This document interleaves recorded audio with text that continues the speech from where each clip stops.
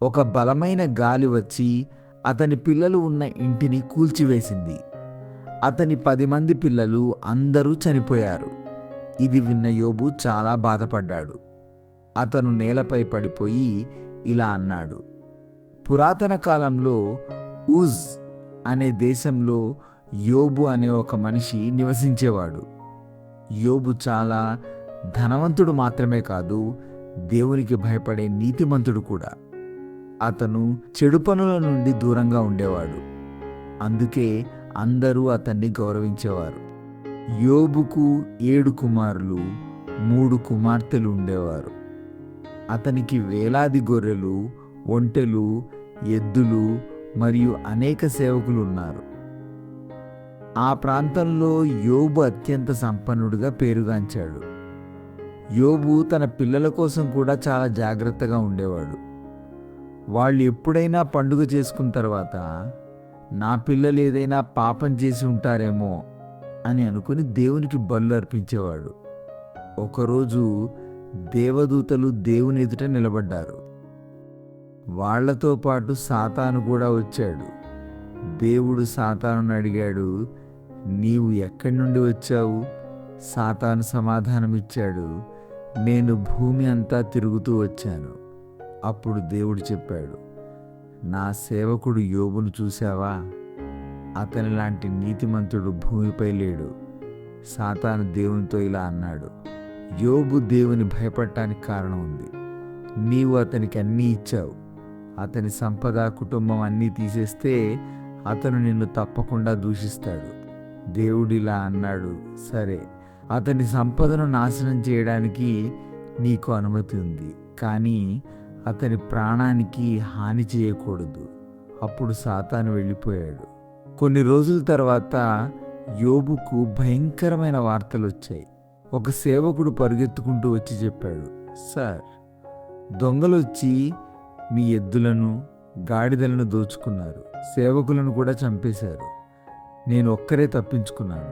ఇంకా అతను మాట్లాడుతుండగానే మరో సేవకుడు వచ్చాడు. ఆకాశం నుండి అగ్ని పడింది. మీ గొర్రెలన్నీ కాలిపోయాయి. సేవకులు కూడా చనిపోయారు.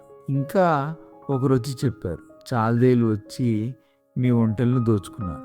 సేవకులను చంపేశారు. ఇంకా చివరిగా ఒక సేవకుడు పరిగెత్తుకుంటూ వచ్చి చెప్పాడు, మీ కుమారులు, కుమార్తెలు అన్నీ ఒక ఇంట్లో విందు చేస్తున్నారు. ఒక్కసారిగా బలమైన గాలి వచ్చి ఆ ఇల్లు కూలిపోయింది. అందరూ చనిపోయారు. నేను ఒక్కరే తప్పించుకున్నాను. ఈ వార్తలు విన్న యోబు తీవ్రంగా బాధపడ్డాడు. అతను తన వస్త్రాలను చింపుకొని నేలపై పడి ఇలా అన్నాడు, నేను నా తల్లి గర్భం నుండి నగ్నంగా వచ్చాను. నగ్నంగానే తిరిగి వెళ్తాను. దేవుడిచ్చాడు, దేవుడే తీసుకున్నాడు. దేవుని నామం స్తుతింపబడుగాక. అన్ని కోల్పోయినా యోబు దేవునిపై నింద వేయలేదు. కొంతకాలం తర్వాత దేవదూతలు మళ్ళీ దేవుని ఎదుట నిలబడ్డారు. సాతాను కూడా వచ్చాడు. దేవుడు అన్నాడు, నా సేవకుడు యోబును చూసావా? అతను ఇంకా నన్ను విశ్వసిస్తున్నాడు. సాతాను ఇలా అన్నాడు, మనిషి తన ప్రాణం కోసం ఏదైనా చేస్తాడు. అతని శరీరాన్ని తాకి చూడండి, అప్పుడు అతను తప్పకుండా నిన్ను దూషిస్తాడు.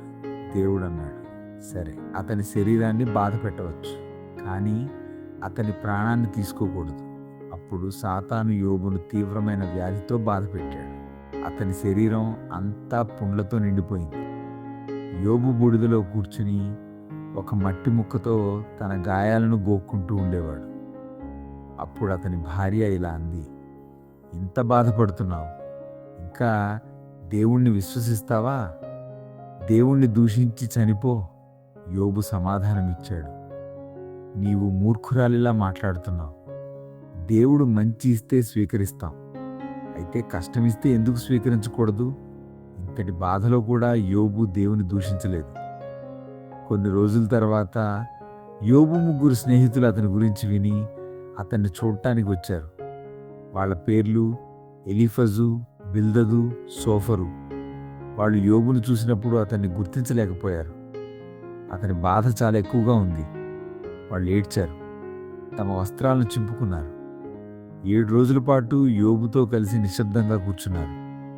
ఆ తర్వాత యోబు మాట్లాడటం ప్రారంభించాడు. అతను ఇలా అన్నాడు, నేను పుట్టినరోజు ఎందుకు వచ్చింది?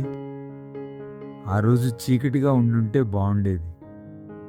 నేను పుట్టకపోయినా బాగుండేది. యోబు తీవ్ర బాధలో ఇలా మాట్లాడుతున్నాడు. అప్పుడు అతని స్నేహితులు మాట్లాడటం ప్రారంభించారు. వాళ్ళు ఇలా అనుకున్నారు, దేవుడు ఎప్పుడు న్యాయంగా ఉంటాడు, కాబట్టి యోబు ఏదో పాపం చేసి ఉండాలి.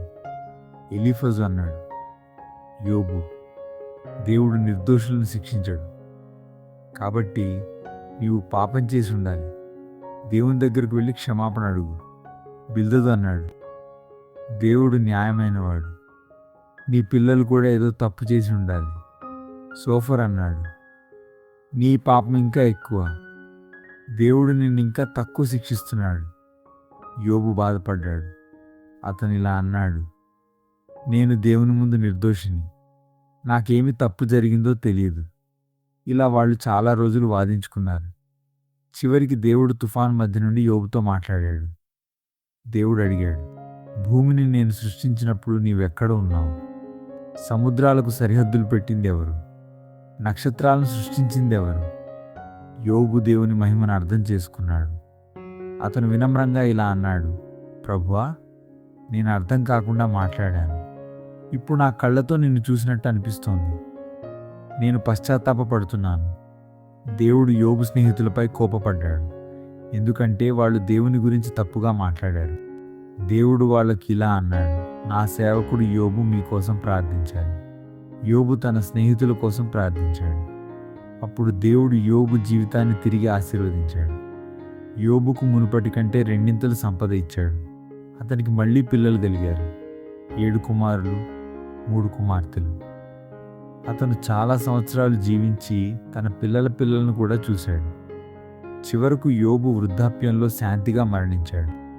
ఈ కథ మనకు ఒక గొప్ప సత్యాన్ని చెబుతుంది.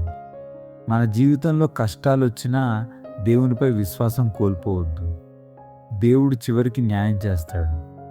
యోబు కథ మనకు సహనం, విశ్వాసం మరియు దేవునిపై నమ్మకం నేర్పుతుంది.